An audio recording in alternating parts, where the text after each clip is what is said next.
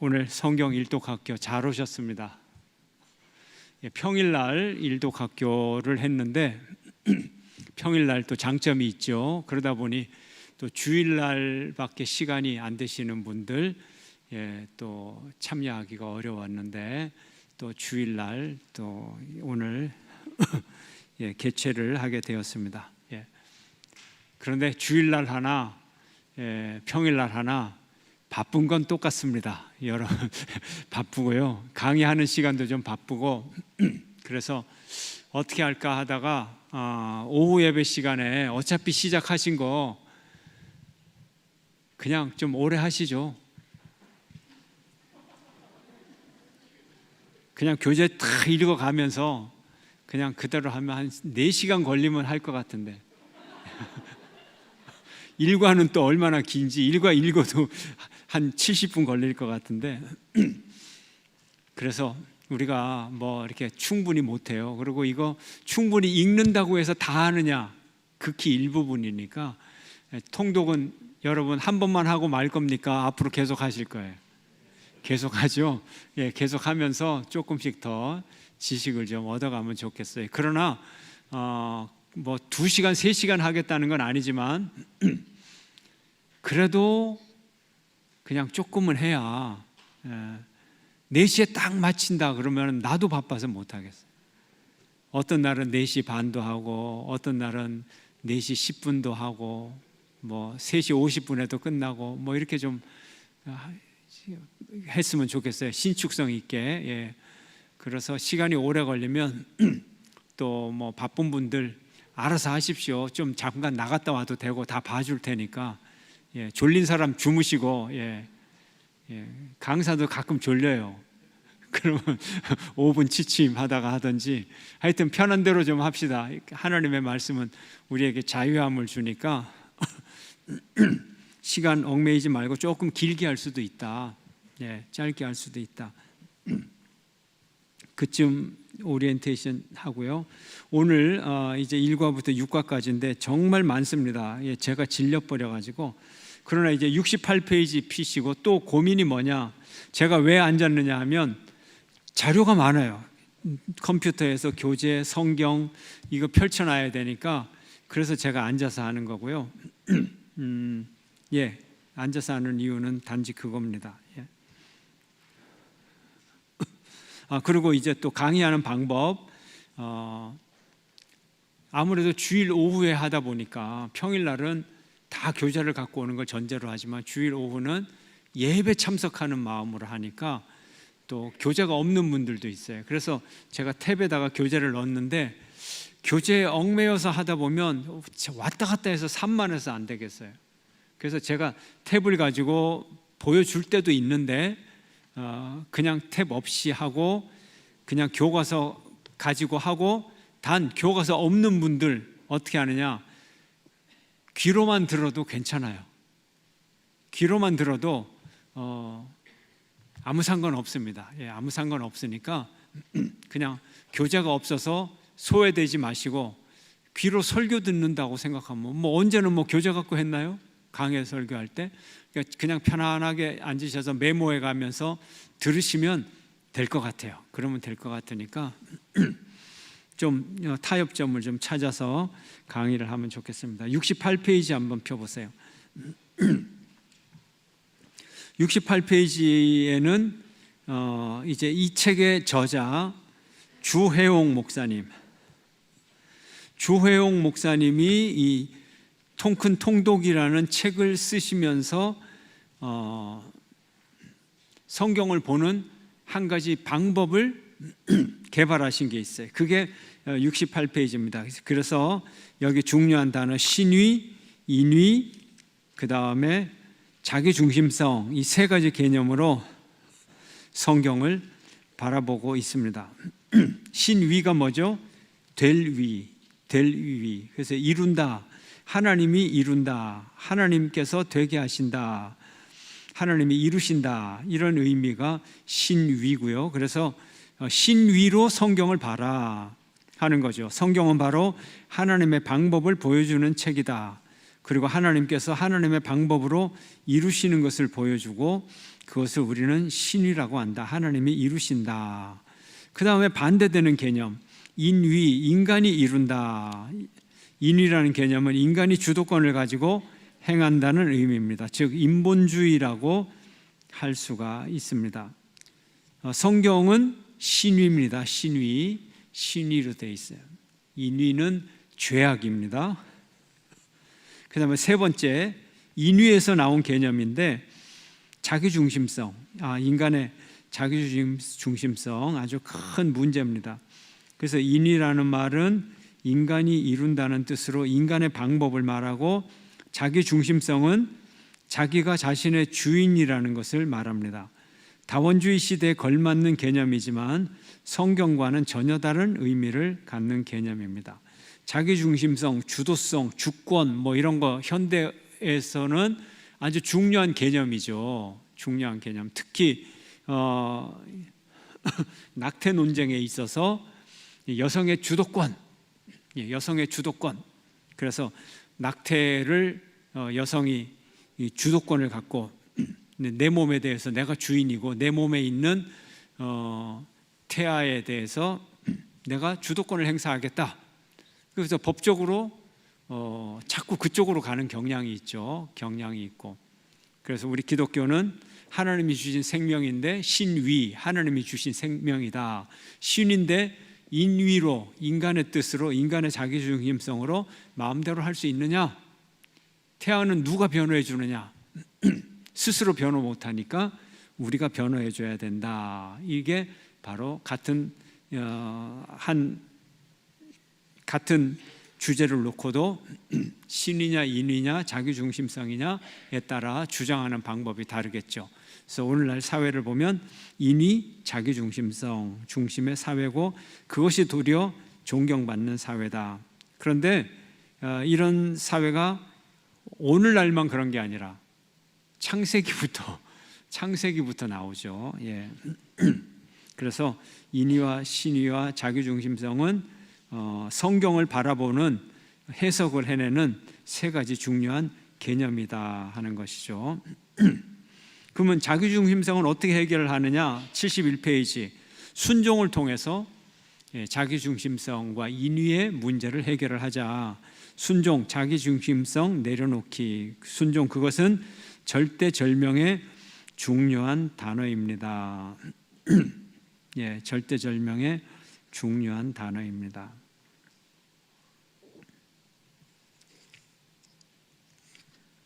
그래서 이 저자의 중요한 관점이라서 다뤘고요. 자, 이제 77페이지.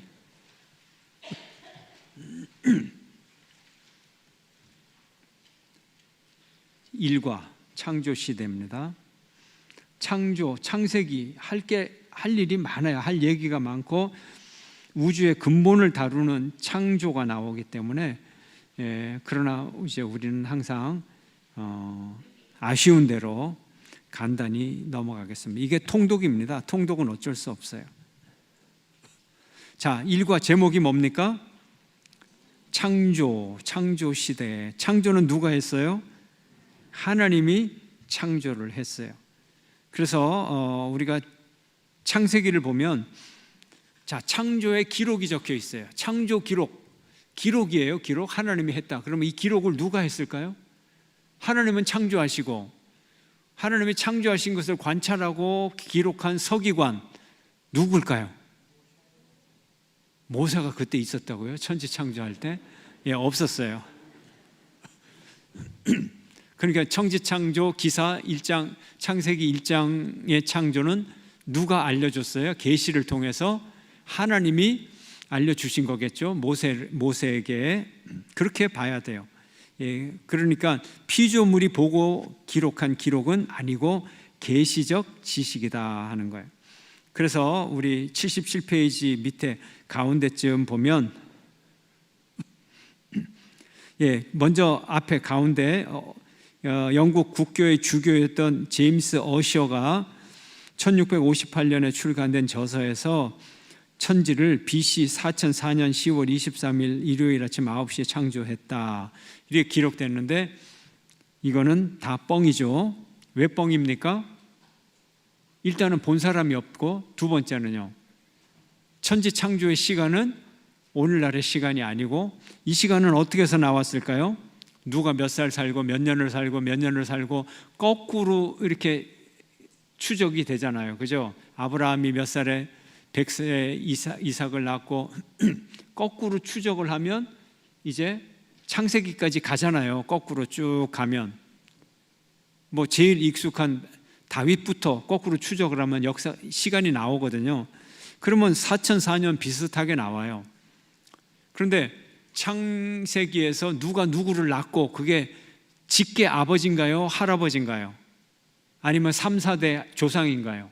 다 나와요. 다 나와. 그래서 창세기를 가지고 아무리 연대를 해도 누가 누구를 낳았다는 건 누구의 후손이라는 뜻이지 직계 꼭 아들만을 가리키는 게 아니란 말이에요. 그러니까 창세기로 연대 측정을 할 수 있다 없다? 없다. 없다. 그래서 거꾸로 역추적을 해가지고 연대기를 만든 거는 전부 뻥이다. 그런 건 틀렸다는 얘기를 하려고 이 책에 적은 겁니다. 그런 거 없다. 그래서 뭐라고 하느냐? 가운데 부분에 그러나 이 시대의 시기는 아무도 정확하게 측정할 수 없습니다. 이 창조 시대는 창세기 1장부터 11장에서 해당되는 시대로서 어떤 시간을 측정할 수 없는 시기. 그래서 여러분이 창세기 1장에서 11장 해놓고 자, 창세기 1장에서 11장까지 연대를 측정할 수 없는, 시간을 측정할 수 없는 시기.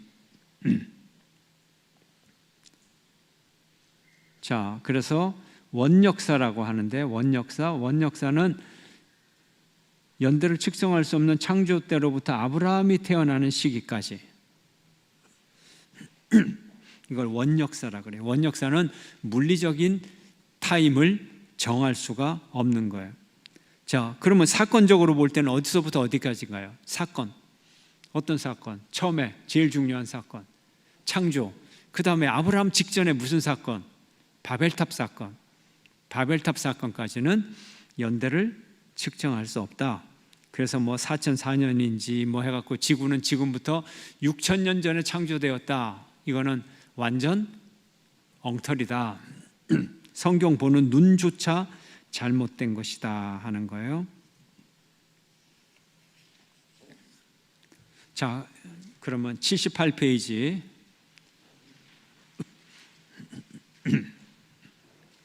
위에 도표를 먼저 보시면 그럼 원역사의 중요한 사건이 몇 개 있어요? 창조, 타락, 홍수, 바벨탑 사건. 그래서 이 원역사는 상징적 성격이 강해요.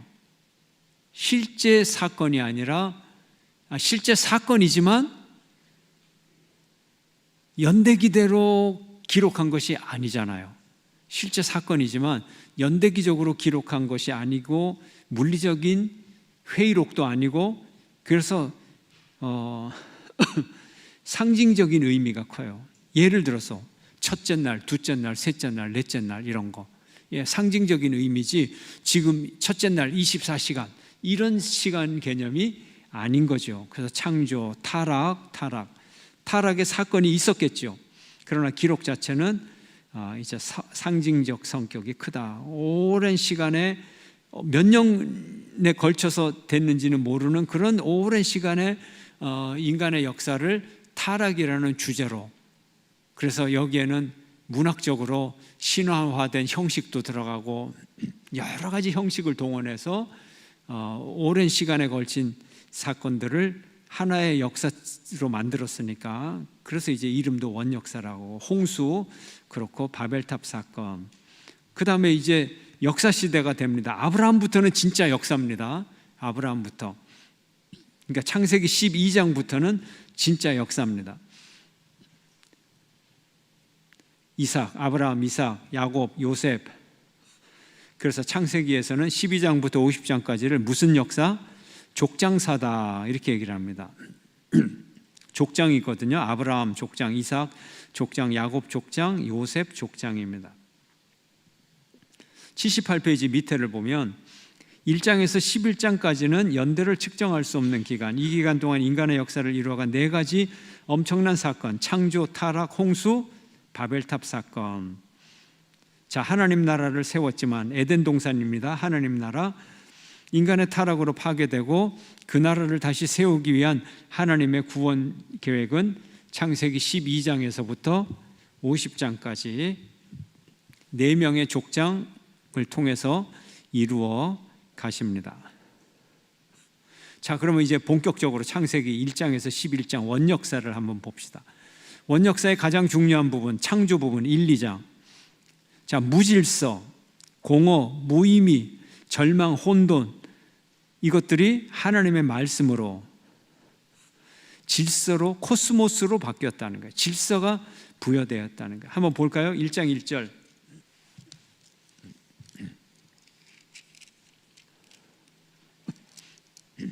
자, 1장 1절과 2절 함께 읽습니다. 시작. 태초에 하나님이 천지를 창조하시니라. 땅이 혼돈하고 공허하며 흑암이 깊음 위에 있고 하나님의 영은 수면 위에 운행하시니라. 여기 보면 땅이 혼돈하고 공허하고, 아니 땅 만들지도 않았는데 땅이 왜 있어? 그죠? 이제 그렇게 혼란스럽게 생각하는데, 지금 우리가 눈에 보이는 이런 세계에서 출발하는 게 아니고 이 땅이 어떤 땅인지도 몰라요. 창조의 재료다. 창조의 재료다. 그래서 여기에 이 용어 자체도 없었잖아요. 땅이라는 용어 개념도 없었잖아요. 그죠? 근데 이제 지금의 용어로 땅이 혼돈하고 하니까 지금 눈에 보이는 이런 흙으로 된 그런 땅이 아니고, 어쨌거나 하나님이 현재 물질을 만들기 전에 있었던 어떤 재료들, 그런 걸 얘기하고 있어요. 자, 땅이 혼돈하고 공허하고 흑암의 깊음이 있다. 여기서 이제 혼돈, 공허 이런 걸 보면 무질서하고 무의미하고 또 흑암. 이 흑암은 뭐예요? 흑암은 빛이 좋아요? 흑암이 좋아요? 뭔가 부정적인, 빛과는 반대되는 그런 것들이 있는 세상을 하나님이 폼을 부여하고 형식을 부여하고 질서를 부여하고, 그러면서 이제 이런 혼란스러운 재료들이 점점 뭐를 갖춰가요?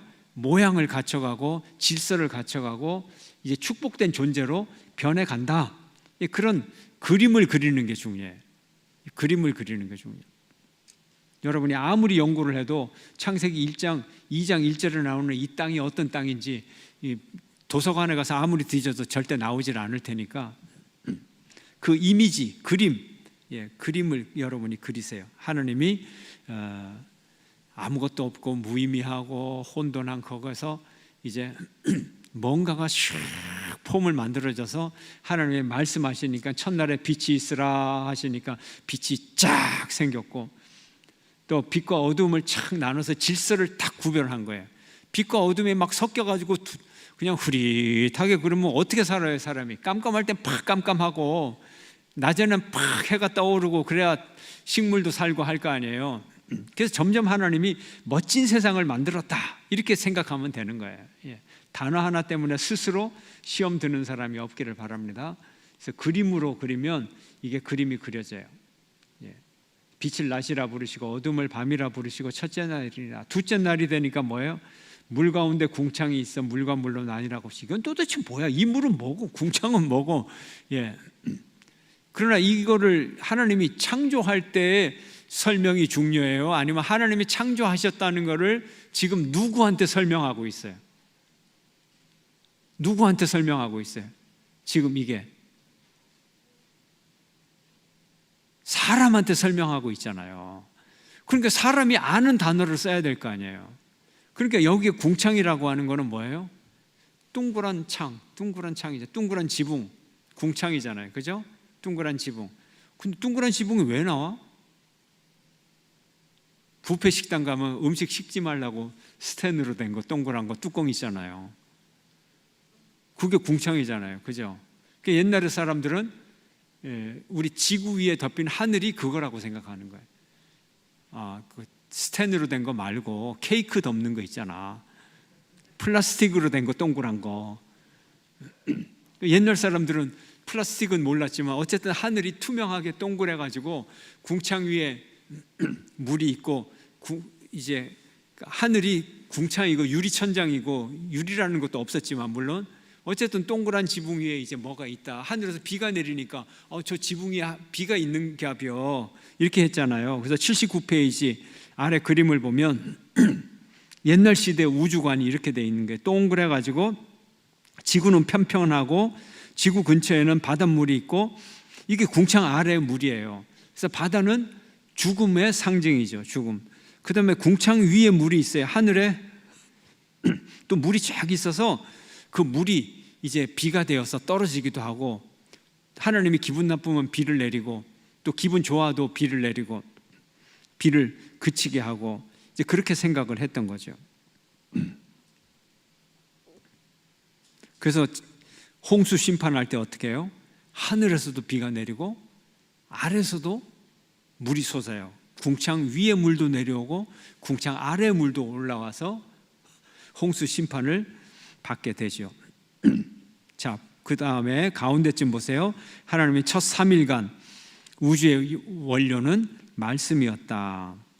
그래서 우주의 원료가 앞에 1장 땅이 혼돈하고 공허하고 뭐 이것도 우주의 원리예요. 근데 원료지만 이 원료보다도 더 중요한 원료는 뭐였다고요?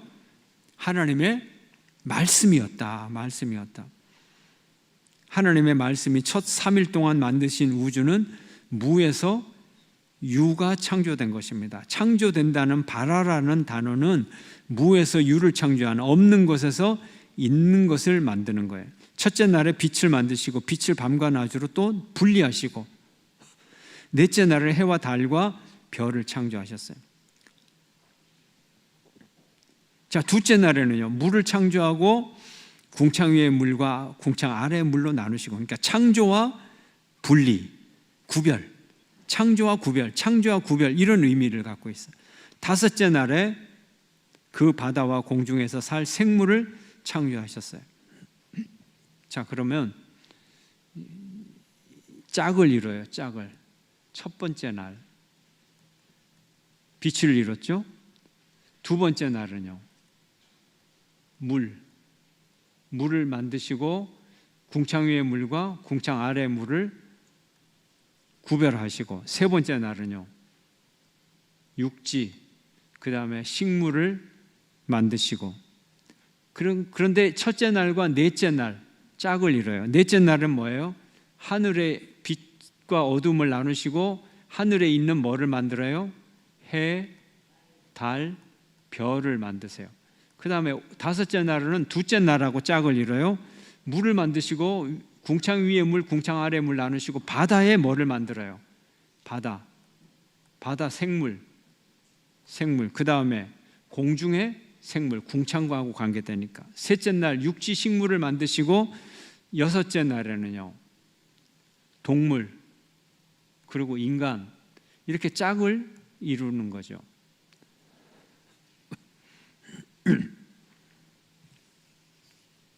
자, 그 다음에 이제 그런데 이 모든 것보다 정말 중요한 한 문장이 있어요. 진짜 중요한 한 문장. 80페이지. 진짜 중요한 한 문장 빨리 여러분이 읽어보세요. 뭔가요?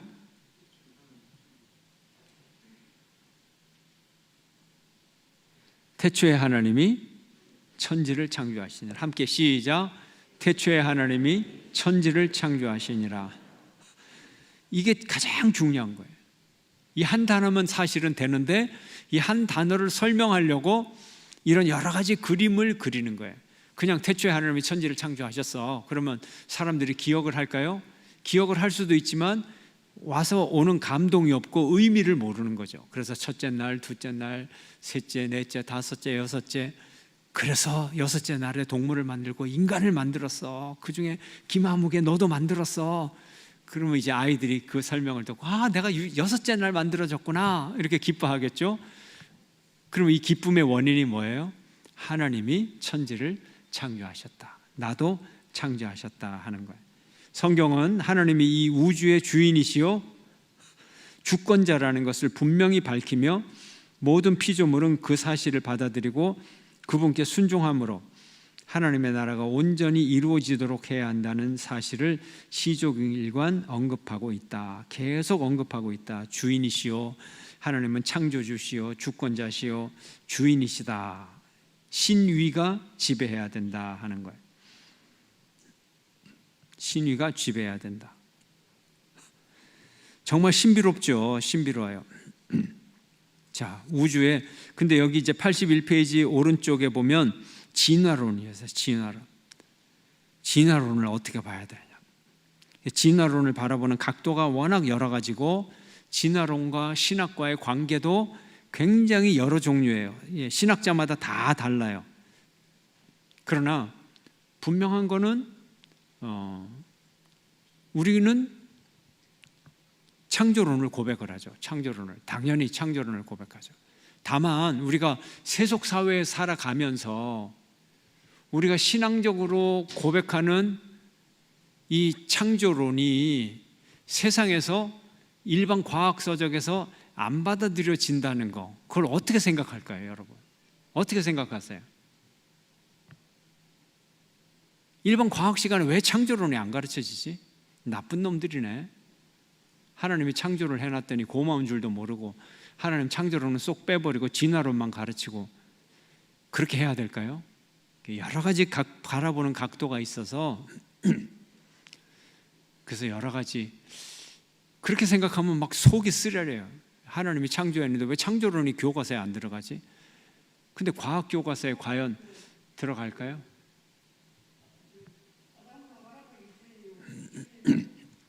그런데 창조는 과학이 아니잖아요. 지금 과학으로 증명이 돼요, 안 돼요? 창조 시간이 역사예요, 원역사예요? 원역사. 과학이 아니지만 과학보다 수준이 낮아요, 과학보다 훨씬 높은 신학적 세계예요. 과학보다도 훨씬 더 높은 신학적 차원에서 창조론을 얘기하는 거거든요. 그 차원이 달라요. 과학의 기원을 얘기하고 기원이 창조라는 건데, 과학이란 건 뭐예요? 주어진 물질 세계를 뭐래요? 인간이 연구를 해가지고 인간 스스로가 이해할 수 있도록 거기다 법칙을 부여하고 설명을 해나간단 말이에요. 그러면 과학은 처음부터 인위일 수밖에 없어요. 과학이 어떻게 신위가 될 수 있어요, 없어요? 과학의 의미는 신위가 될 수 있어요. 우리 인간이 하는 모든 일을 하나님께 영광을 돌리고, 과학의 이유라 목적 이런 건 신위가 될 수 있는데 과학의 내용이 신위가 될 수 있을까요? 예를 들어서 물리학의 법칙, 만류인력의 법칙, 이런 거 열심히 전기장 원리 해갖고 계산을 막 해냈는데 거기다가 신위를 딱 집어넣어서 공대 수업 시간에 이 전자공학 계산을 쫙 해가지고 몇 볼트 딱 내야 되는데 하나님이 창조하셨습니다. 2번 하나님이 창조하셨습니다. 3번 하나님이 창조하셨습니다. 그럼 여러분이 교수로서 장로지만 교수라고 칩시다. 그 용납이 돼요, 안 돼요? 이 학생 믿음 좋은 애 A+ 줄까요, 안 줄까요? F죠, F. 그러면 이걸 어떻게 해석을 해야 돼? 우리 믿는 사람들도 그러는데, 그죠? 그러니까 과학은 처음부터 인위의 세계다. 그 인간이 법칙을 부여한 거다. 그러니까 진화론도 인간이 보면서 이 종의 기원을 어떻게 해석을 할 거냐 해가지고 인간이 가설을 집어넣어가지고 진화론이라 한 거예요. 그러니까 신학적으로 보면 맞는 건 아니지만, 그러나 반대로 과학이라고 하는 이 짧은 이성 속에서 자기들끼리 진화론이라고 이름 붙이고 한 거를 찾아가가지고 일부러 거기 가가지고 진화론이 어떻고 막 하면은 이게 뭔가 맞아요, 틀려요? 우리 민주사회에서, 시민사회에서 살아가면서 남의 영역에 가가지고, 그러니까 맞는 말도 그렇게 맞는 게 아니에요. 그리고 실제로 이 진화론에 대해서 진화론자들도 진화론을 몰라요. 왜냐하면 이게 완성된 게 아니거든요. 그냥 그렇다 하는 거지, 그냥 기분학상 뭔가 진화된다는 거지 진화론 안에서도 일치된 이론이 없어요. 이거는 큰 가설이기 때문에. 그러면 진화론자들조차도 일치된 가설이 없는 뜬구름 잡는 그런 얘기인데 기독교인이 그거 가지고 틀렸다 맞았다 얘기할 수 있어요, 없어요? 얘기할 수가 없어요. 이거 실체가 없는 학설이니까. 이해가 됐어요? 그러면 개개인의 학자들, 수준 낮은 학자들 한 명 한 명씩 갖고 시시하게 그런 학자들 보고 이렇게 논쟁하고 틀리고 그렇게 할 겁니까? 나는 신학자로서 자존심이 있어서 나 그런 짓은 못해요. 나는 그냥 틀리면 틀리고 맞으면 맞았지. 삼류 학자들한테 가가지고 뭐 진화론이 이래서 틀렸고 저래서 틀렸고, 그 사람은 극히 일부분밖에 모르는 사람인데, 뭐 과학계의 대가도 아닌데, 과학계의 대가가 어디 있어요? 현대 사회에서 다 부분적 지식밖에 모르는데. 그러니까 어쩌면 교회가 진화론을 막 크게 바라보고 공격하고 계속하는 게 시간 낭비일지 몰라요. 실체가 없으니까. 대표자가 없어요. 진화론이 누가 대표예요? 호킹이 대표예요? 아인슈타인이 대표입니까? 누가 대표예요? 용불용설을 주장한 레마르크가 대표입니까? 그 사람 대표 아니에요. 대표자가 없어요. 정설이 없어요, 진화론이. 그러니까 진화론에 너무 시간 낭비를 하지 마시라. 시간 낭비를. 그리고 제가 요거 자세히 얘기하는 거는 이것 때문에 시험에 자꾸 드니까, 진화론을 너무 크게 생각하고 심각하게 생각하면 골치 앞에 우리 애들 수능 어떻게 볼 거야? 수능 일부러 막 틀릴 거야? 창조설 때문에? 권사의 양심을 갖고 한번 얘기해 보세요.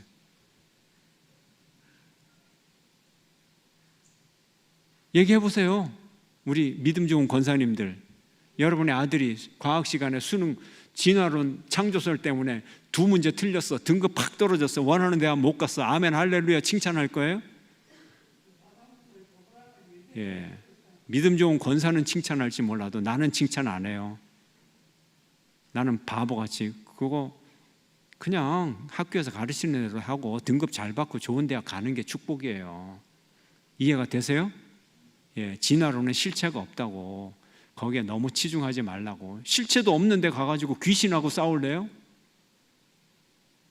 대적이 있어야지. 대적이, 학자가 있어야지. 없단 말이에요, 대한민국에. 그래서 너무 여기에 몰두하지 말라. 몰두하면 시간 낭비가 된다. 그냥 가설이에요, 가설. 그냥 진화한 것 같다. 너무 진지하게 받아들이지 말고 또 그런 가설이 조금 세련된 가설도 좀 있긴 한데 그냥 그러려니 니네들이 소설을 썼구나 그러고 그냥 받아들이면 돼요. 예.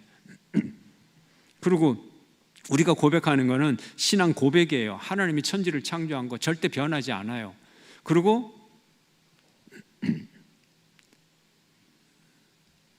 진화론의 초창기 멤버들이 이 원서를 읽어보면 초창기 멤버들이 개인적으로 하나님의 창조에 대해서 정말 진실하게 고백하는 사람들이에요. 그러면서 이제 과학적인 가설로서 진화론을 세웠기 때문에 이 논쟁이 아주 복잡합니다. 세밀하게 들어가면 굉장히 복잡하고, 그 다음에 열을 내는 사람들일수록 공부 제대로 안 하고 열을 내는 사람이 많기 때문에 제가 일침을 가하는 거예요. 그 간단한 거 아니에요. 간단한 거 아니에요. 그래서 너무 여기에 매몰되지 말아라. 진화론을 너무 미워하지 말아라. 시간 낭비다. 실체가 없다. 예. 진화론이 그렇게 틀렸는데 왜 그렇게 열을 내고 시간 낭비를 하고 있어요? 그죠? 예. 그리고 너무 이걸 반대를 하면 아이들 교육에 혼란이 와요. 과학이 다 틀렸다 이렇게 나가니까. 예. 과학 다 틀린 거 아닙니다. 예. 과학 다 틀린 거 아니고, 또 그 창조론자들이 주장하는, 원래 진정한 신학은 다 창조론이지만 진화론을 막 반대하는 그런 조금 수준 낮은 그 기독교 과학자들이 얘기하는 반론이 또 엉터리 반론들이 많아요. 엉터리 반론들. 그 사람들 따라하면 수능도 못 보고 과학을 믿을 수 없어요. 과학은 한계가 있습니다. 분명히 한계가 있고 다 맞는 거 아니에요. 그런데 이 진화론에 반대하는 어설픈 과학자들은 세상의 모든 과학이 다 틀렸다 막 이렇게 극단론을 펴요. 심지어는 연대 측정 방법도 틀렸다 뭐 이런 식으로 해요. 근데 그거 절대 틀린 거 아닙니다. 객관적인 지식입니다. 방사능 동위 원소의 이 변화 과정, 이거는 절대 틀렸다고 말할 수 없는 아주 탄탄한 과학적 진리입니다. 근데 진화론을 반대하는 사람들은 막 그런 것까지, 정설까지 틀렸다고 하니까 우리 애들 그거 믿었다 그러면은 완전히 혼란 속에 빠져가지고 문제가 생겨요. 문제가 생겨요. 이쯤 할까요? 알아들었어요? 못 알아들었어요? 너무 진화론을 반대하는데 빠지지 말라. 그러면 정설까지, 과학의 정설까지 다 부정하게 돼서 우리 아이들이 너무 혼란스러워진다. 과학 객관적인 거, 특별히 연대 측정 방법 이런 거 다 정설입니다. 믿을 수 있어요. 그게 틀리면 현대 물리학이 틀린 거고, 현대 물리학이 틀리면 여러분 스마트폰이라든지 우리 5G 이 마이크 이거 아무것도 만들 수가 없어요. 근데 이 마이크가 제대로 기능을 발휘하고 불도 켜지고 다 하는 거, 그 정설이 맞기 때문에, 그 물리학이 맞기 때문에 생기는 거예요.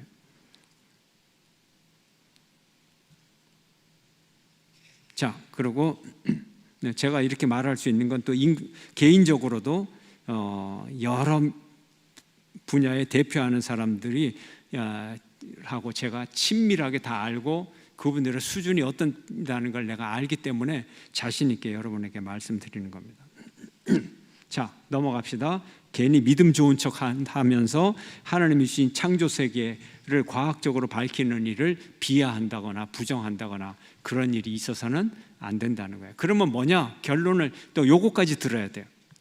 그러면 과학적으로는 믿음이 있노라고 여기고, 그러면서 현대 정설을 막 부정하는 사람들, 어떻게 보면 멍청하기도 하고 바보 같지만, 그러나 한 가지 분명한 건 있어요.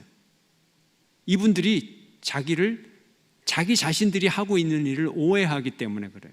신앙 고백과 과학을 오해하고, 그래서 생기는 문제예요. 그래서 이분들이 하는 그 자기가 과학이라고 생각하는 이 과학의 영역은 신학적으로 정확하게 얘기하면 이분들은 하나님을 향한 감탄이다, 찬양이다. 이 점에서는 저는 아주 긍정적으로 봐요. 하나님을 감탄하고 하나님의 창조에 대한 감탄이 있고, 거기에 대한 긍정이 너무 강하다 보니까는 조금이라도 하나님의 창조를 부정하는 것을 이분들이 참지를 못하는 거예요. 그래서 이분들이 원래 하고 싶은 것은 뭐냐? 하나님을 향한 찬송, 하나님을 향한 감탄. 그래서 이제 거기서 나오는 여러 가지 학설들이 이제 하나님의 창조를 봐라, 얼마나 오묘하냐, 신비하냐, 뭐 눈의 구조를 봐라, 뭐를 봐라, 이렇게 나오는 거잖아요. 그러니까 그게 틀린 건 아니에요. 그분들은 순수하기는 해요. 순수하기는 해서 하나님의 창조를 감탄하고 찬양하고, 이것 봐라, 이거 하나님 아니면 이걸 만들 수 있느냐? 이건 감탄이에요. 신학적 고백이에요. 그러나 과학은 아니죠. 과학은 아니죠. 과학은 아니죠. 근데 이분들은 자신들의 하나님을 향한 감탄사를 과학이라고 착각을 하는 거예요. 이렇게 복잡한 것을 하나님이 아니고는 만들 수 있느냐? 이렇게 이제 변론을 하죠. 그러나 이거는 뭐예요? 하나님을 향한 찬양과 감탄이라는 거예요. 그러니까 과학적 이론으로는 그분들이 틀렸지만 그분들의 개인적인 신앙을 통해서 하나님께 영광 돌리고자 하는, 그거는 제 눈에 분명히 보여요. 저분들이 아주 순진한 과학자로서는 점수가 좀 떨어지지만 하나님을 향한 찬양에 있어서는 정말 열정을 가진 분들이다. 그러니까 제가 양가의 감정을 갖고 있는 거죠. 한면으로는 우리 아이들의 교육을 위해서, 과학 교육을 위해서는 저런 분들 좀 저런 주장을 하면 안 되는데, 이런 마음도 있지만 또 한면으로는 저분들은 저렇게 순수하게 하나님을 찬양하려고 하는구나. 그죠? 이해가 되시죠? 그래서 나쁜 사람들이다, 그게 절대 아니고 약간 좀 틀린 부분이 있다. 그러나 이 틀린 부분 때문에 많은 성도들이 너무 혼란스러워하고 우리 아이들이 혼란스러워한다. 얘기가 나온 김에 좀 자세하게 해야지 나중에 또 오해합니다. 여러분들이 이쯤 하면 된 것 같아요. 자, 82페이지. 하나님의 형상이 뭐냐? 우리 인간이 하나님의 형상으로 창조되었다는데, 그래서 82페이지 왼쪽에 보면 하나님의 형상에 대해서 나와 있어, 설명이. 첫째, 영적, 정신적, 심리적 자질. 둘째, 피조물을 다스리는 권세, 권세, 대리 능력을 얘기합니다. 대리 능력. 셋째, 관계를 맺을 수 있는 자질이다. 이렇게 우리가 하나님의 형상을 정의할 수 있습니다. 창조 이야기가 말해주는 메시지가 뭘까요? 82페이지 1번, 말씀에 의한 창조는 말씀의 능력으로 천지를 창조했다는 거예요. 말씀의 능력으로. 두 번째는요, 계획을 가지고 역사하신다는 거예요. 세 번째는요, 이름을 짓는다는 거예요. 정의를 내린다는 거예요. 네 번째, 하나님은 분리하신다는 거예요. 구별하신다는 거예요.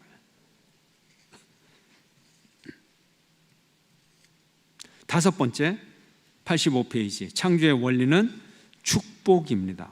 하나님은 인간에게만 복을 주십니다. 그 이유는 하나님이 인간과 사랑의 관계를 맺으시려고 당신의 형상을 만드셨기 때문입니다. 자, 에덴 동산이 어떤 동산인가요, 여러분? 87페이지. 에덴 동산, 에덴이라는 말의 뜻은 즐거움, 기쁨, 낙원이라는 뜻이에요. 자, 근데 에덴은 사방에 강이 흘러요. 자, 물. 그러면 성경에서 물 그러면 뭐예요? 축복의 상징이죠. 물론 물이 너무 많으면 뭐의 상징? 심판의 상징이 되겠죠. 노아의 홍수 때는. 그러나 에덴 동산의 물, 사방에 물이 흐른다 하는 것은 아주 비옥한 강의 풍요한 이미지. 또 사방이라고 하는 것은 온 누리, 온 세상이 풍요한 축복의 땅이었다. 그래서 이 에덴 동산은 하나님 나라의 원형이었다. 원형. 하나님의 통치가 온전히 이루어지는 곳이었다. 그런데 사탄의 유혹을 받은 아담과 하와는 자기 중심성의 죄로 하나님과 관계가 단절이 됨으로써 하나님 나라의 원형인 에덴, 이 에덴이 파괴가 됩니다. 자, 그 에덴으로 돌아갈 수 있을까요? 없을까요? 못 돌아가요. 에덴 동산으로 못 돌아가요. 왜요? 화염검으로 우리가 못 돌아가도록 하나님이 지키고 있죠. 우리가 본래적인 상태로는 못 돌아가도 이제 그것을 누구를 통하여서 회복하려고 하나요? 예수 그리스도를 통하여 우리에게 에덴 동산을 회복하기를 원합니다. 그래서 새하늘과 새 땅, 요한계시록에 20장부터 22장에 나오는 그 새로운 새하늘과 새 땅, 바로 하나님이 회복시키기를 원하는 하나님의 방법으로 회복되는 에덴 동산, 또 다른 에덴 동산이 되겠죠. 그래서 에덴 동산이 어디 있었느냐? 이거는 하나님 나라의 원형으로서, 그 다음에 에덴 동산이 원역사잖아요. 그래서 에덴 동산의 이 위치와 시간을 정하는 거는, 시간을 정하는 거 일단 전혀 무의미하고, 또 위치를 정하는 것도 전혀 무의미하고.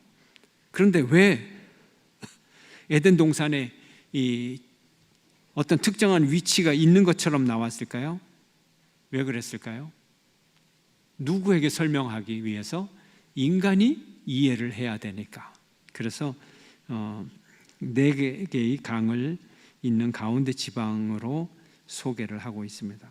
이것이 고대 시대에 지금 성경에 나와 있는 이 위치에 나와 있는 곳이 고대 시대의 가장 비옥한 땅으로 그렇게 알려져 있기 때문에 에덴 동산의 원형을 이곳으로, 티그리스, 유브라테스, 비송, 기온강 가운데 있는 부분으로 그렇게 성경은 묘사를 하고 있습니다. 자, 그 1, 2장의 창조, 90페이지, 3장, 5장 타락, 혼란, 어림짐작, 야망, 자, 받은 유혹이 뭘까요? 3장 6절을 보면 91페이지 맨 위에 3장 6절 함께 시작.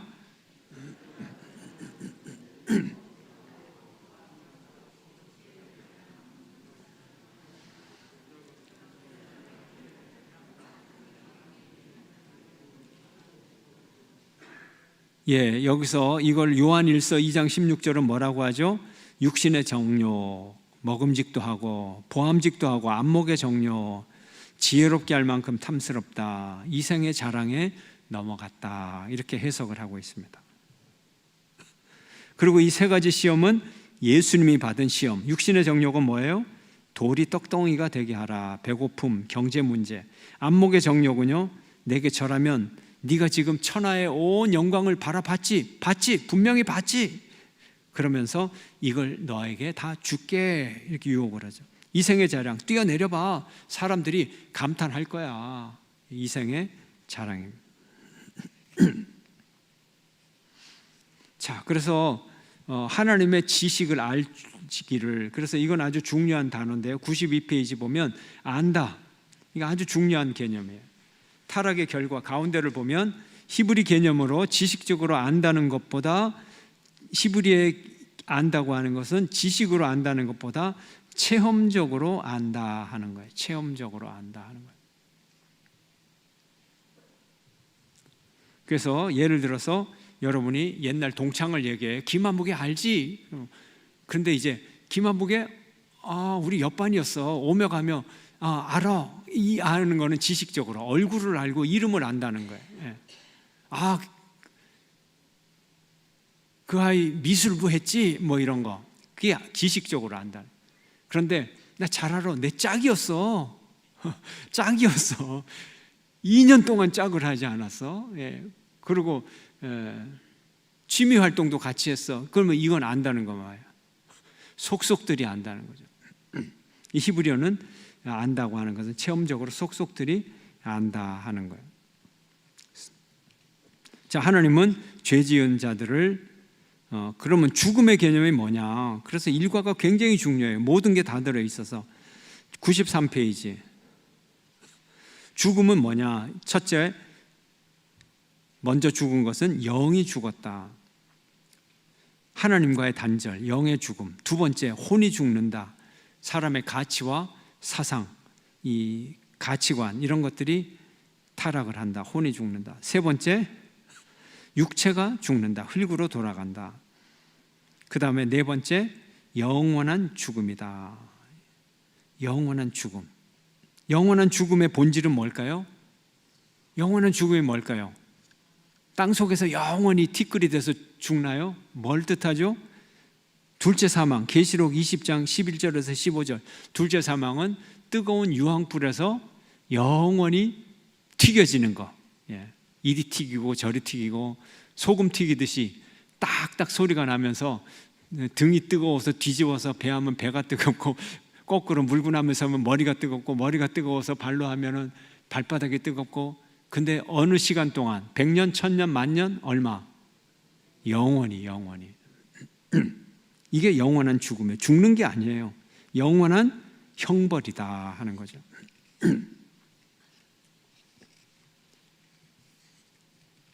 창세기와 요한계시록, 오늘 6과까지 해야 되는데 창세기 3장밖에 안 했어요. 이게 굉장히 중요하기 때문에. 자, 4장에 보면요, 4장 전에 96페이지 보면 창세기와 요한계시록. 그래서 창세기는 시작, 요한계시록은 끝. 그러나 시작과 끝이 완전히 다른 것이 아니고, 끝은 어때요? 시작의 회복. 예. 하나님의 은혜로 성취되는 것. 자, 그래서 창세기와 요한계시록은 서로 앞뒤가 맞는다. 서로 부합을 한다 하는 거죠. 자, 4장에 보면 최초의 살인사건, 가인과 아벨의 제사와 가인의 후예. 자, 왜 하나님이, 여기에 질문은 왜 하나님은 가인의 예배를 안 받으시고 아벨의 예배만 받으셨는가? 하나님은 고기를 좋아하시고 곡식을 싫어하셨는가가 아니고 뭐예요? 예배, 믿음 없는 제사, 믿음 있는 제사, 믿음 있는 예배, 믿음 없는 예배, 자기 만족의 예배. 예, 우리가 자기 만족의 예배를 하나님께 드리면 안 되겠죠. 신위로 드려야 되겠죠. 자, 6장에서 10장을 보면 뭐가 나와요? 인간의 죄악으로 인한 심판이 나와요. 인간의 죄악으로 인한 심판. 인간의 죄악으로 인한 심판이 나오고요. 쭉 보세요. 여기 지도도 있고 도표도 있고 예, 그래요.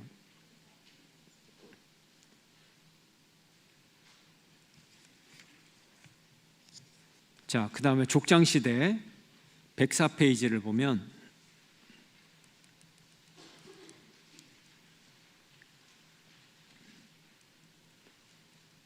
족장시대가 나와요. 그래서 창세기가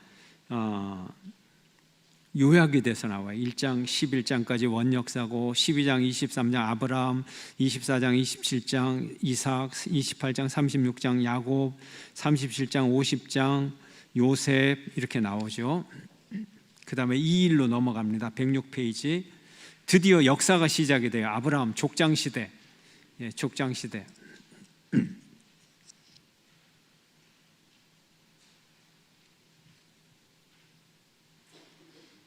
자, 우르냐 하란이냐.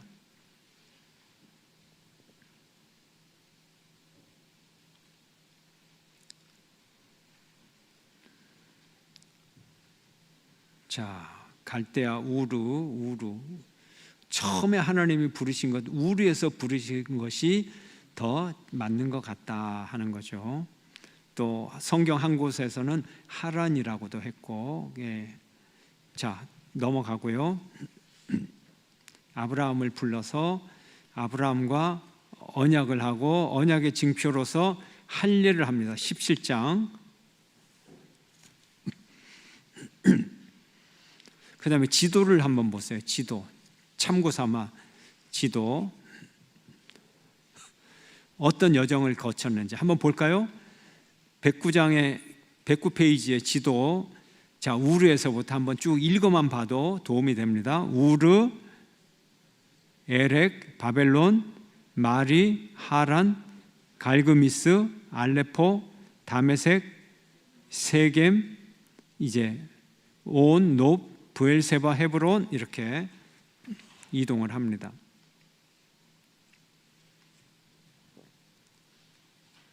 자, 110페이지. 아브라함과의 약속에 나타난 하나님 나라.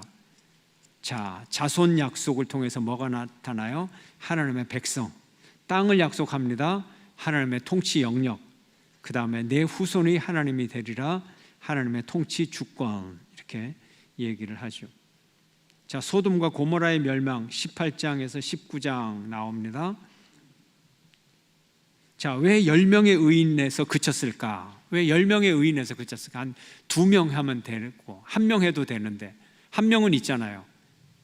비록 롯이 이 유혹에 약했지만 그래도 창세기에서 보면 롯은 의인이에요. 의인. 그래서 1명의 의인은 있는 거 아니에요? 근데 왜 10명에서 그쳤을까? 유대인 공동체는 10명이 되어야 최소 규모의 공동체를 이룬다. 그래서 유대인 성인 10명이 되어야 회당을 만들 수 있고 유대인 공동체가 된다 하는 거예요. 그래서 10명에서 의인 10명에서 멈췄습니다. 아브라함의 실수는 뭔가요? 인간적으로 후손을, 종을 통해서 후손을 만들려고 했죠. 하갈과의 사이에 이스마엘이 태어났죠. 자, 그러나 하나님은 100세가 되어서 25년, 약속을 주신 지 25년이 지나서 이삭이 태어나게 합니다. 그런데 이 이삭을 또 제물로 바치라고 명령하십니다. 그림 보이시죠? 111페이지. 아들을 묶어놓고, 이것이 신위, 순종의 절정이다 하는 거예요. 이것이 신위, 순종의 절정인 사건, 아브라함이 이삭을 바치는 사건. 키에르케고르가 이 사건을 최고의 사건으로 봤고, 또 거기서 영감을 얻고 감탄을 한 것이 우리 이어령 씨가 이 사건이야말로 인간적 세계에서 신적 세계로 넘어가는 결정적인 이 사건이다. 그래서 그 의미를 아주 아름답게 설명을 잘 했습니다. 자, 이삭과 야곱의 이야기 24장에서 36장.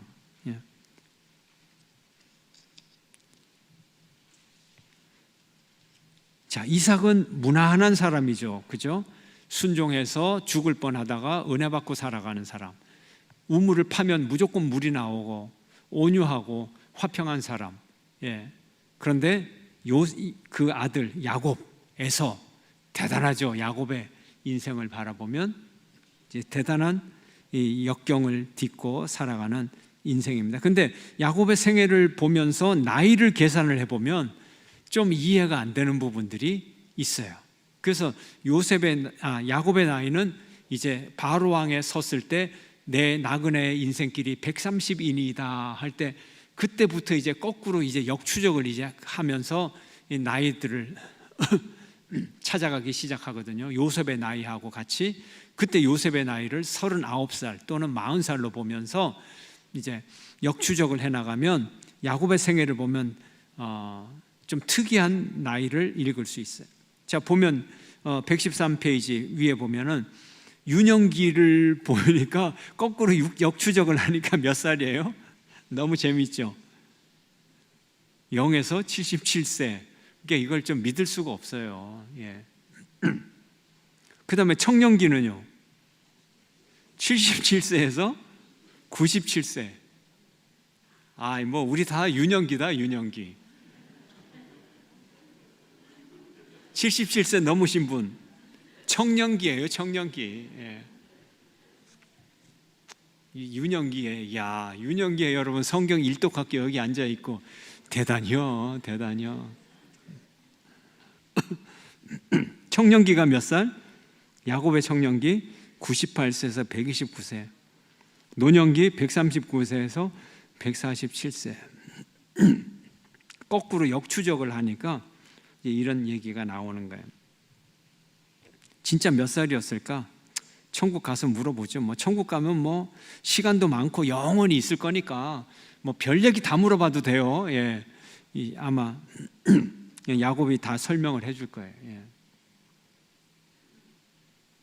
그리고 아까 천지창조 얘기, 창조론 얘기, 진화론 얘기도 천국 가서 하나님 앞에 여쭤보면 다 대답해 주시겠죠. 그죠? 그래서 이런 문제 가지고 너무 신경 날카롭게 에너지 쏟지 마라. 진짜 중요한 건 하나님의 은혜, 하나님의 은혜가 내 속에 어떻게 역사하시는가, 이게 더 중요하다.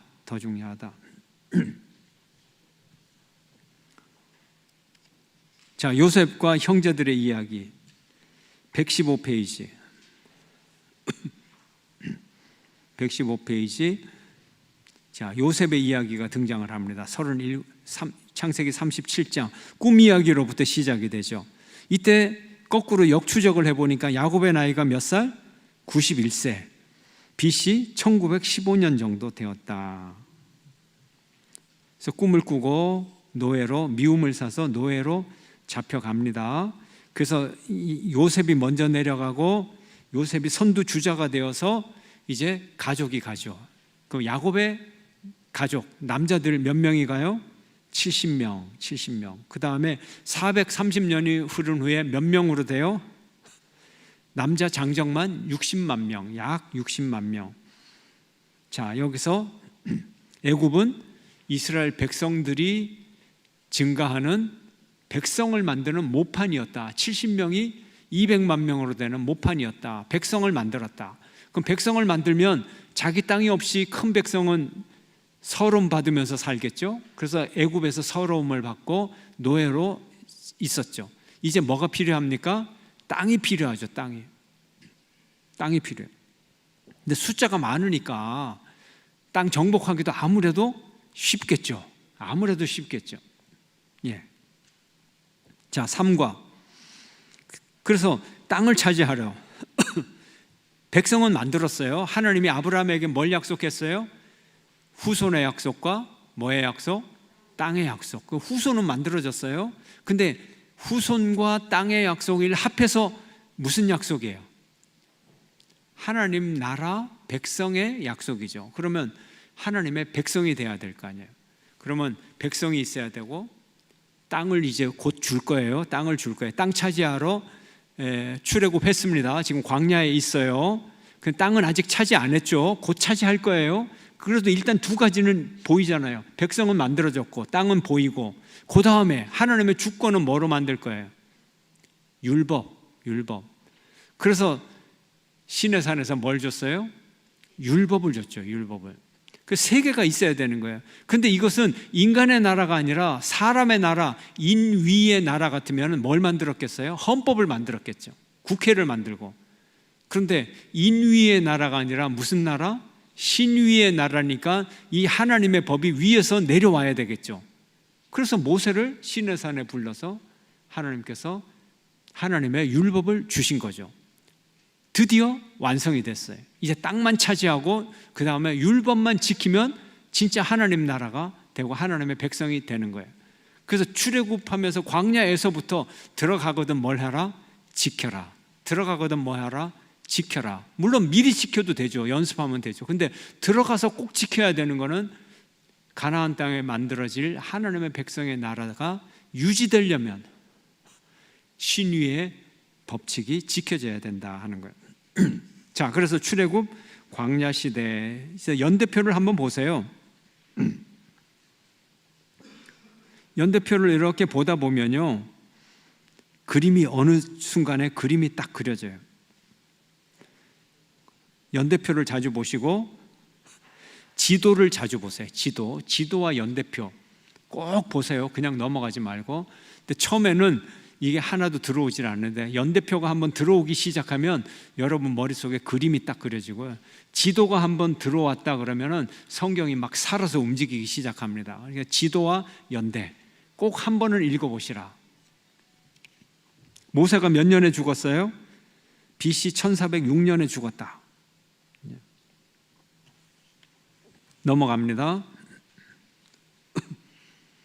그래서 118페이지 보면 여러분이 인터넷으로 검색을 하면 연대가 좀 헷갈릴 때가 있어요. 학자들도 빠른 출애굽설이 있어서 970년에서 출애굽의 연도가 BC 1446년 정도 된다고 하는 데가 있고, 후기 조금 늦게 출애굽했다는 것은 1200년대다. 그래서 한 250년 정도는 차이가 난다 하는 거예요. 그래서 왔다 갔다 해요. 저도 왔다 갔다 합니다. 이 두 가지 설이 있어가지고 배운 것도 두 가지고, 그래서 출애굽 BC 15세기 이렇게 나오다가 어떤 때는 BC 12세기 이렇게 나오기도 하고 그래요. 예, 그래서 두 설이 있다. 여러분이 좀 이해를 해주시기를 바라고요. 자, 출애굽의 단어 헬라어의 뜻은 뭐냐? 그러면 먼저 119페이지에 출애굽의 개요부터 보죠. 창세기에 이어서 출애굽기도 굉장히 중요한 거잖아요. 애굽으로부터 구원하시는 하나님, 법을 주시는 하나님. 그래서 19장부터 24장까지 법, 그 다음에 성막 25장부터 40장까지 이렇게 만들어라. 그래서 성막 박물관 한번 다녀오면 큰 도움이 됩니다. 120페이지 출애굽이 뭐냐? 엑소도스, 탈출이라는 의미를 갖고 있어요. 성경에는 세 가지 탈출 경험이 나오는데, 첫 번째 이스라엘의 애굽에서의 구원, 두 번째 그리스도의 십자가를 통한 죄인 구원, 세 번째 죽음으로써 이 세상의 속박을 벗어나는 신자의 구원.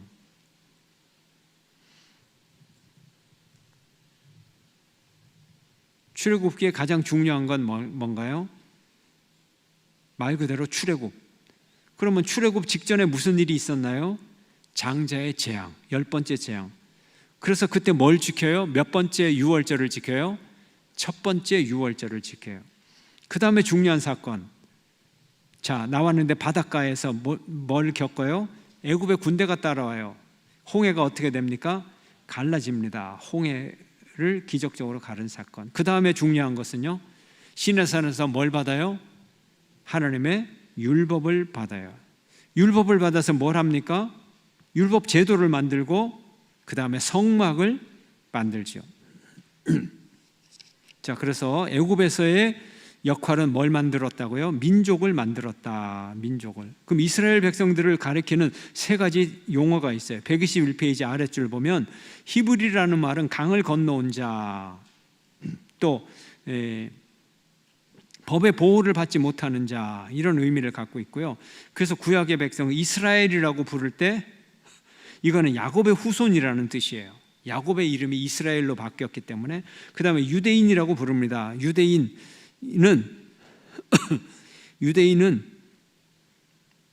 유다의 후손의 개념이 강조가 될 때 유대인이라고 부릅니다.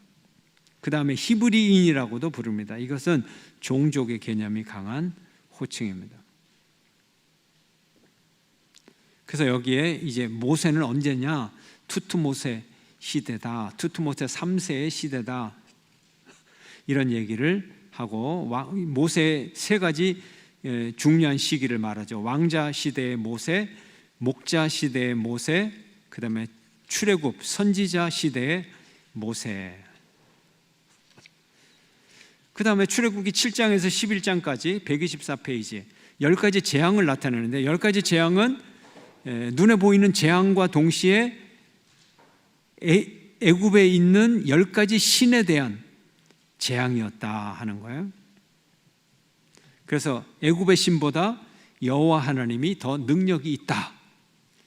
그래서 애굽의 신들을 아주 혼쭐을 내주는 그런 재앙의 의미를 가지고 있다 하는 것이죠. 마지막 날 장자를 죽이는 이 심판을 하면서 이스라엘 사람들은 장자를 죽이지 않고 넘어갑니다. 양을 잡아 피를 바르면 이 집의 히브리 집안이구나. 그리고 그 집을 넘어갔어요. 그래서 유월절의 첫 번째 유래가 되었습니다. 자, 출애굽은 어떻게 됐다고요? 하나님의 약속의 연장선이다. 어떤 약속? 아브라함에게 주신 약속이죠. 아브라함에게 어떤 땅을 준다 그랬어요? 가나안 땅을 준다 그랬어요. 그래서 출애굽기 앞부분에 읽어보면 하나님께서 암시적으로 나타낸 표현이, 아차, 야, 얘들아, 내가 깜빡했구나. 내가 전에 약속한 가나안 땅을 줘야지. 이런 뉘앙스가 풍기는 구절이 있어요. 왜요? 430년 지났잖아요. 근데 그래서 그것은 사실은 하나님이 잊어버렸다는 것보다도 너희들 잊어버렸지, 이걸 확인하는 거예요. 재밌죠? 오랜 시간 동안 하나님은 안 잊어버리셨어요. 근데 백성들이 잊어버렸어요. 심지어 모세는 하나님의 이름을 알았어요? 몰랐어요? 몰랐잖아요. 당신이 누굽니까? 하나님이 껄껄 차잖아요. 아니, 아브라함과의 약속을 이루기 위해서 애굽까지 내려가서 430년 동안 200만 명의 민족을 이뤄놨더니 또 하나님을 딱 만나가지고 쳐다보면서, 당신 누구요? 이름이 뭡니까? 이러고 그 다음 얘기, 자빠졌으니 하나님이 얼마나 가소롭겠어요. 하나님이 아브라함에게 하신 약속을 이루신다. 몇백 년이 지나도 하나님은 잊어버리지 않는다. 그래서 출애굽은 누가 시켜줬어요? 하나님이 시켜줬어요. 이스라엘 백성들 출애굽하고 싶은 사람 단 한 명도 없었어요. 모세도 출애굽의 의미를 전혀 몰랐어요. 오로지 하나님. 자, 그래서 출애굽을 했는데 이스라엘 백성들 홍해 기적을 일으키고 감탄하고 춤추고 노래하고 하다가 얼마 안 가서 45일 지나서 쌀이 떨어지니까, 밀가루가 떨어지니까 뭘 하기 시작했어요? 찬양하기 시작했어요? 불평하기 시작했어요? 불평하기 시작했어요. 하나님이 뭐라 그래요? 저녁에는 메추라기, 아침에는 만나. 예. 한번 배가 터지도록 한번 먹어봐라. 하나님이 그러셨잖아요. 그냥 줄게 잘 먹어, 그게 아니라 아니 이것들이 감사한 줄을 모르고 불평이나 해. 그래, 그럼 한번 먹어봐라. 그런데 배 터지게 한번 먹어봐라. 좀 그런 거. 예. 배고픈 사람에게는 배 터지게 먹으라고 해도 그게 벌이 아니죠. 축복이죠. 고기 먹는 건 좋은데 고기에 이빨이 끼어가지고 안 빠진다. 기분이 좋아요, 나빠요? 그래, 고기에 이빨에 고기가 끼어가지고 빼내는데 30분씩 걸릴 만큼 내가 꽉꽉 채워주마. 그랬으면 좋겠죠. 30대는 그래도 괜찮아요. 30대. 40대부터는 고기도 너무 좋아하면 안 되고 과식을 좋아하면 안 돼요. 하나님의 그 뉘앙스, 불평하는 사람들에게 축복을 주시면서 응답해 주시면서도 뭔가 약간 언짢게 여기시면서도 또 징벌적인 의미가 아니라 과도한 축복적인 의미로 또 풍성하게 또 은혜를 내려주시는 그 뉘앙스, 예. 참 그것도 재미있는 거예요. 재미있는 거예요. 그래, 먹어라도 아니고 그래, 배 터지게 한번 먹어봐라. 그러고 이빨에 고기가 꽉꽉 끼도록 한번 줄게. 뭐 이런 식의 표현. 하나님의 뭐라고 얘기할까요? 예, 약간 밉기도 하지만 그러나 내 자식이니까 결국은 어떤 존재? 사랑스러운 존재. 하나님이 그렇게 재미있는 분이라고요, 여러분. 통독을 통해서 자, 하나님의 그 사랑을 느끼시기를 바랍니다. 그래서 중요한 단어 132페이지. 중요한 단어 132페이지 박스 한번 보세요. 시작. 내 소유가 되겠고 제사장 나라가 되며 거룩한 백성이 되리라. 이것은 오늘 우리에게도 주시는 약속입니다. 하나님의 소유, 제사장 나라, 거룩한 백성으로 살아가기를 원합니다. 십계명을 보면 자, 십계명입니다. 이제 출애굽기의 중요한 거 계명 137페이지 1계명에서 137페이지 1계명에서 4계명은 어떤 관계? 하나님과의 관계. 5계명에서 10계명은요 사람과의 관계. 그러나 이것이 분리된 것이 아니라 사람을 사랑함으로 누구를 사랑해요? 하나님을 사랑하고, 하나님을 사랑하는 사람은 누구를 사랑해요? 사람을 사랑한다. 자, 여기 중요한 질문이 있어요. 138페이지 보면 그리스도인들의 삶 속에서 율법의 역할은 뭐냐? 구원받은 자의 생활 양식이다 하는 거예요. 생활 양식이다. 행복 코드다. 그 다음에 또 두 번째 질문. 십계명은 율법인가 언약인가? 뭐예요? 십계명. 율법이에요? 언약이에요? 율법이에요? 언약이에요?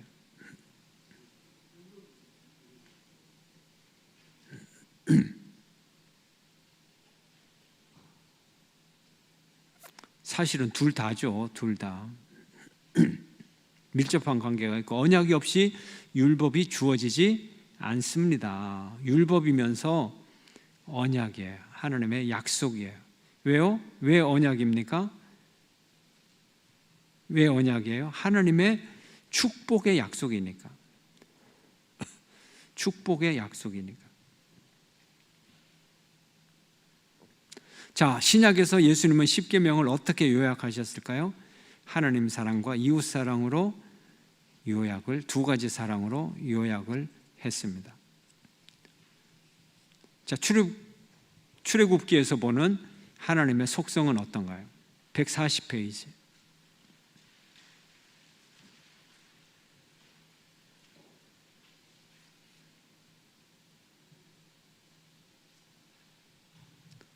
출애굽기에서 보는 하나님의 속성. 하나님의 속성을 다음 세 가지로 요약을 합니다.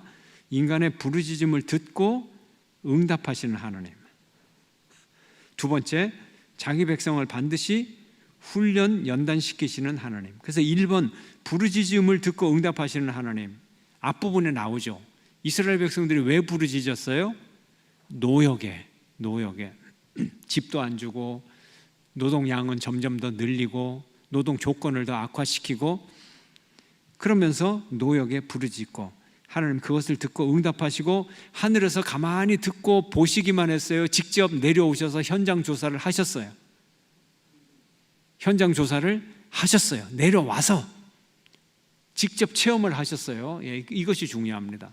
하나님은 우리 인간의 현실에 초연한 그런 분이 아니고 하나님은 관심을 갖고 내려오셔서 아까 안다고 하는 거 말씀드렸죠. 안다고 하는데 체험적으로 아는데 하나님이야말로 보기만 해도 다 아시는 그런 하나님이시지만 그럼에도 불구하고 직접 내려오셔서 현장 체험을 하셔서 우리 인간의 현실을 아시는 하나님. 이 점이 중요합니다. 두 번째, 반드시 훈련시키시는 하나님. 그냥 가나안 땅에서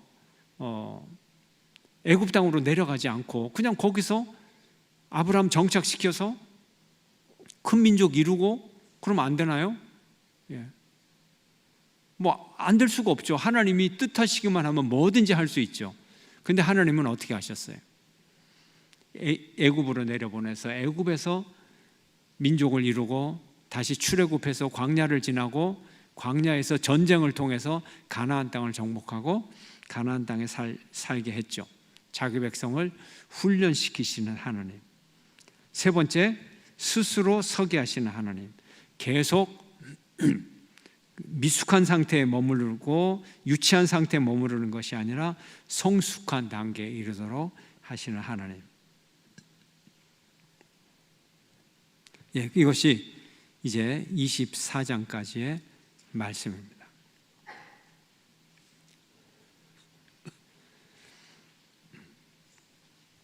여러분 축복하고 환영합니다. 예, 성경 일독 학교. 예, 뭐 이 자리에 계신 분들은 다 졸업을 할 줄로 믿습니다. 예, 예. 그리고 말씀에 둘러싸여서 오로지 말씀으로 충만하게 살아가는 이 시간들이 되기를 바랍니다.